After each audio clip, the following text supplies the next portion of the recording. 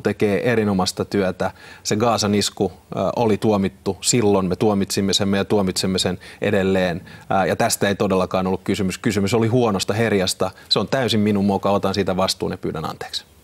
Ministerin mainitsemaa Anttia, kirkon ulkomaanavun johtajaa Antti Pentikäistä, anteeksi pyyntö tyydytti. No arvostan sitä kovasti, että hän aamulla soitti ja kyllähän ainakin minun pisteet tästä saa, että kyllä mä luotan meidän ulkoministerin ammattitaitoon ja harkintakykyyn erittäin paljon. Asialla on vakava puolensa. Klinikan tuhoaminen osoittaa hyvin, kuinka humanitaarinen avustustoiminta on käymässä vaaralliseksi. Sitä on monissa paikoin vaikea jatkaa ilman valtiovallan selkeää suojaa. Ministerin itsensä osalta välikohtaus osoitti, että pitkä kuherruskuukausi median kanssa on peruuttamatta ohi.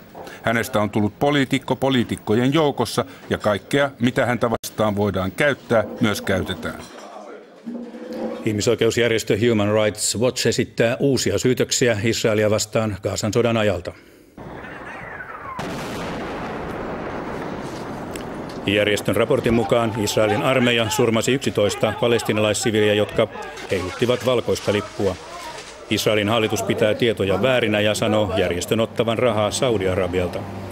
Gazan sodassa viime talvena kuoli yli 1300 palestiinalaista, joista 400 oli lapsia.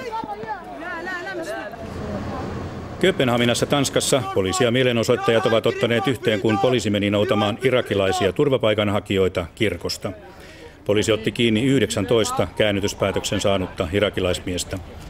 Operaatio johti yhteenottoon poliisin ja turvapaikanhakijoita tukevien ihmisten välillä. 5 mielenosoittajaa pidätettiin.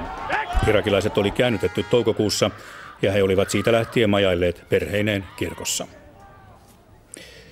Venäjän laivasto sanoo seuraavansa kadonnutta rahtilaivaa muistuttavaa alusta. Venäläisen uutistoimiston Itartassin mukaan Venäjän merivoimat seuraa Arctic Sean tapaista laivaa, joka saapui Espanjan lähivesille eilen.